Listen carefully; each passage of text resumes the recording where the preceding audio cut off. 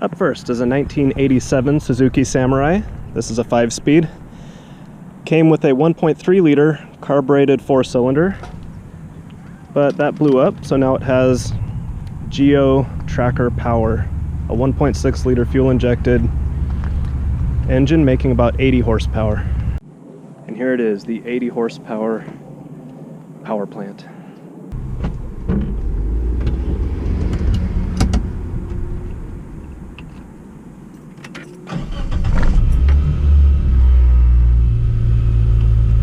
The shifter is very difficult to get into first when it's cold. I don't even know if I'm in first. Okay.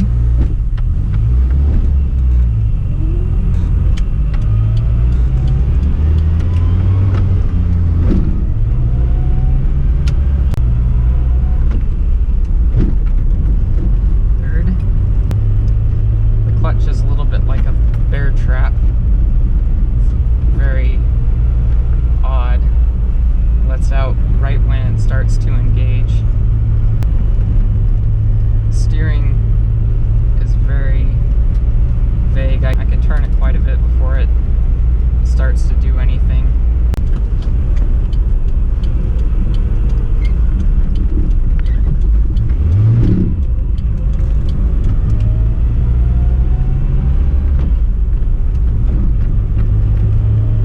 Terribly hard to drive.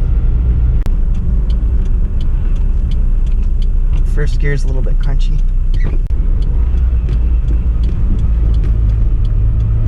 It's very difficult to turn without power steering. The brakes are pretty terrible, but it's fun to drive. It's all rattly and very basic. Relatively easy to see what I'm doing with all the visibility. I push the brakes in about 75% of the way before anything happens.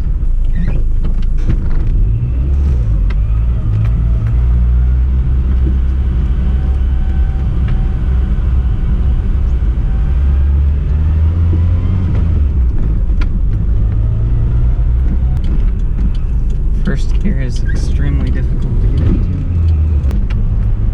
Every time it bounces, the gas pedal goes in a little bit, so we're speeding up and slowing down. I'm turning the wheel and nothing's happening. Feels very unsafe. But at least it has over-the-shoulder belts.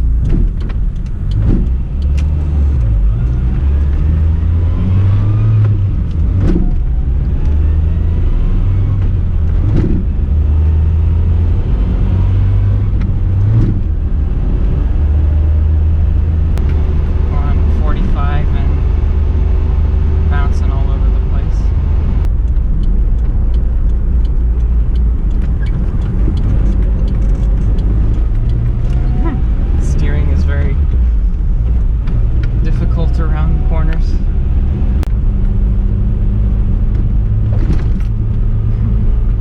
My foot goes in every time we make I'll go over a tiny little bump. The whole car is bouncing around. First gear is so difficult. Rough start. Second gear is fairly easy.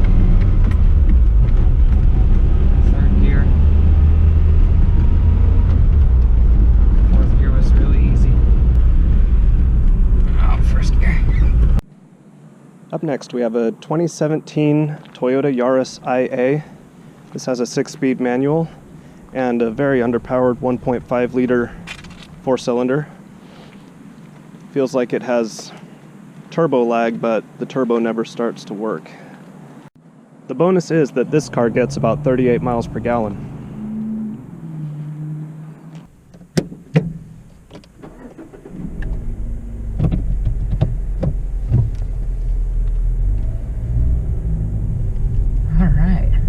Much smoother in first. The throw on the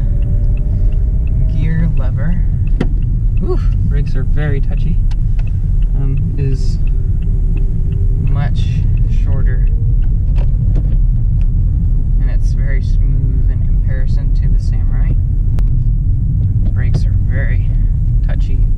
I can put my foot on the brake with only a little bit of force and it will start to slow down.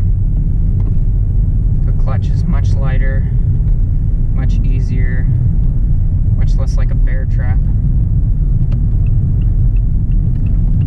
The brakes, it's hard to get used to.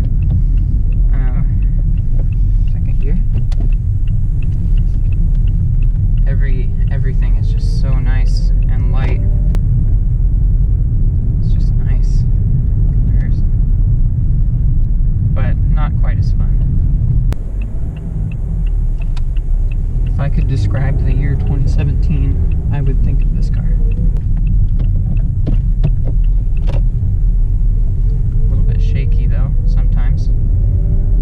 Requires a little bit of finesse on the clutch, whereas in the Samurai, it was just let it out and it's good. The ride is much smoother. Much more refined in every way. Definitely feels like it's a younger car. Oof. It happens sometimes.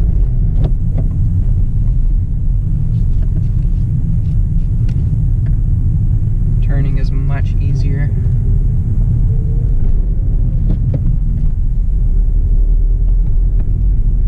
It's a little bit less easy to find the gears on the stick in this car. That's because the throw is so short. Smooth sailing.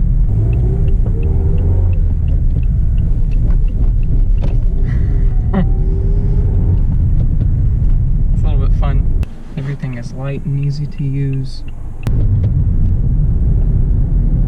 It's very slow. Getting up to speed takes a while. Felt like it took less time in the Samurai, but I doubt that's true.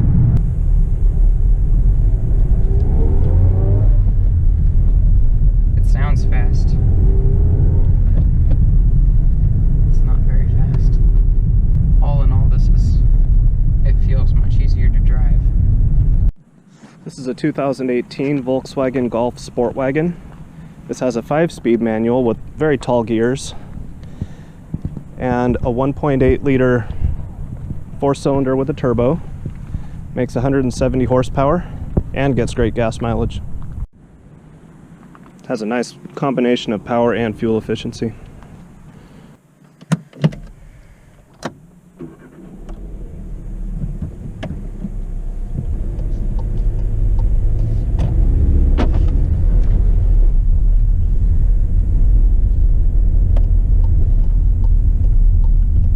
Brakes are touchy on this one also.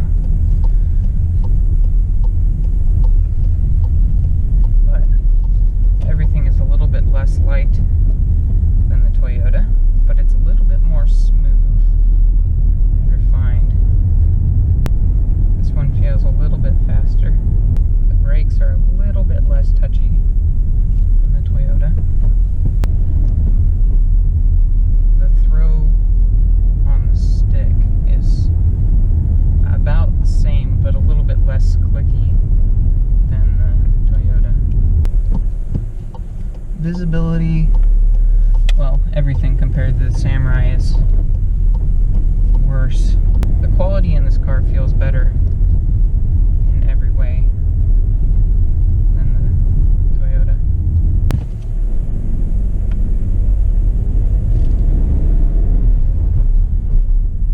There's a nice sort of leather feel on the steering wheel and on the stick. Everything in this car feels refined and comfy. The seats are nice. I really like the light interior. It smells nicer in here.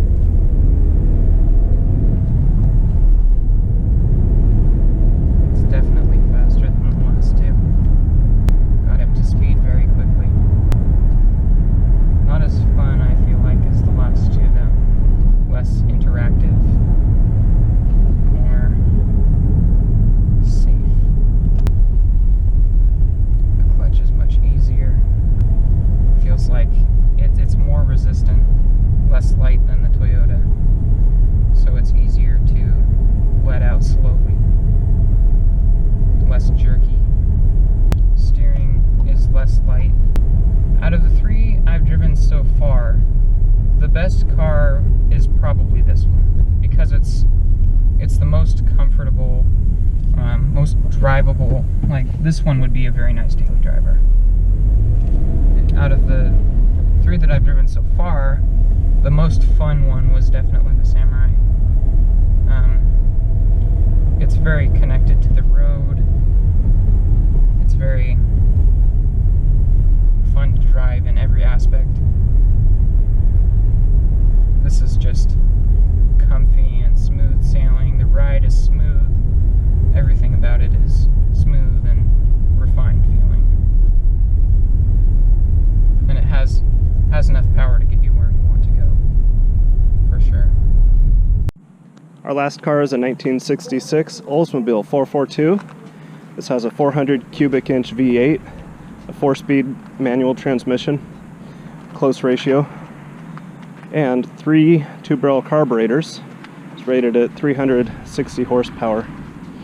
Has power steering, power drum brakes, and it's a bit of an adventure. Here's the 400 cubic inch V8 with 3 two-barrel carburetors. Oh, jeez. Okay. Oh. Parking brake. There we go.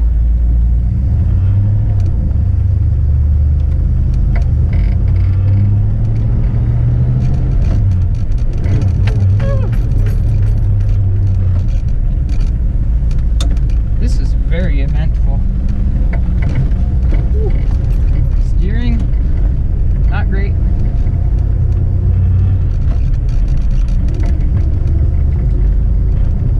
Shifting is difficult. Clutch is super heavy. This car has an enormous engine. It's kind of a lot to take in. Wait a second. There we go. Whew. Steering is really not great.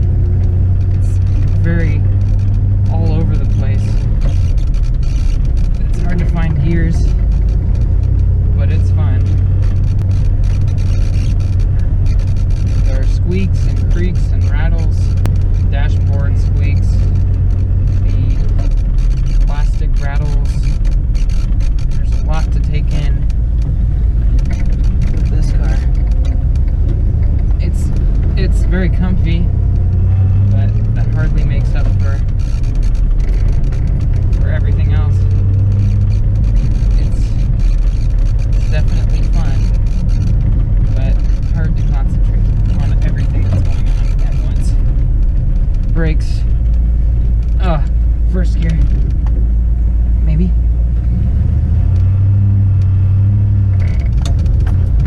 A little bit jerky.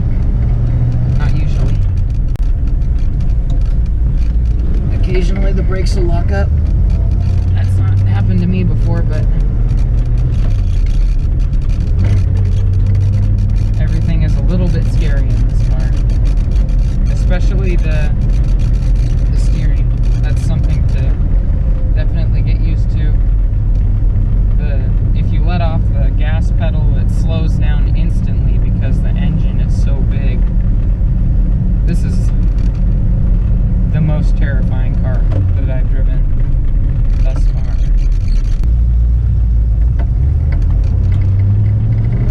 And it's huge. That too. It's enormous. It's the biggest car by far. It's the size of our minivan. And gosh, steering is just so scary. This is the least safe car with lap belts and everything, but it is so engaging. The most engaging car. You have to pay attention to every little thing. How much you turn the steering wheel. If you turn it too much, you're gonna have to turn it a lot back. It's a little bit meandery.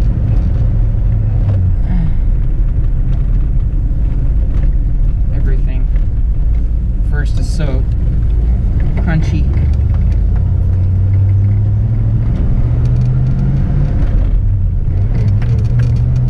A little bit shaky. Not as refined as the Samurai even.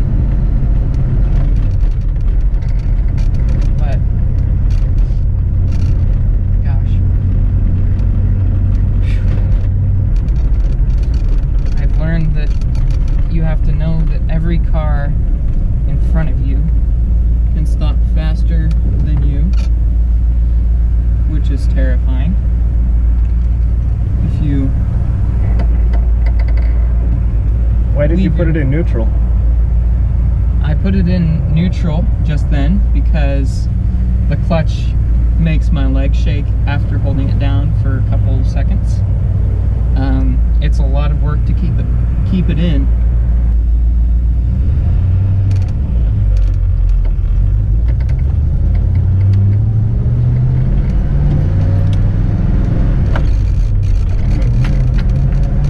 Very shaky. It's a noisy car.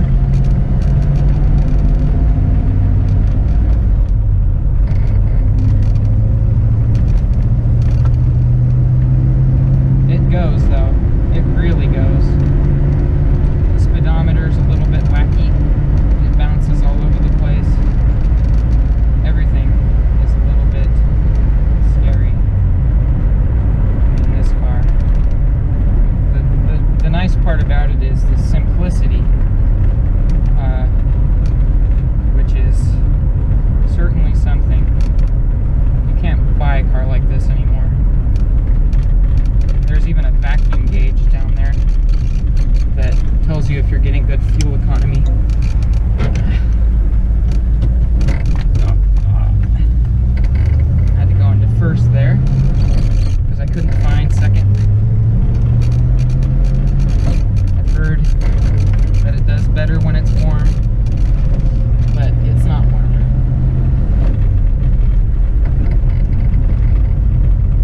Turn the steering wheel quite a bit before anything happens, but after you turn it just enough, it'll do too much, and then you've got to compensate for what you just did, which is terrifying.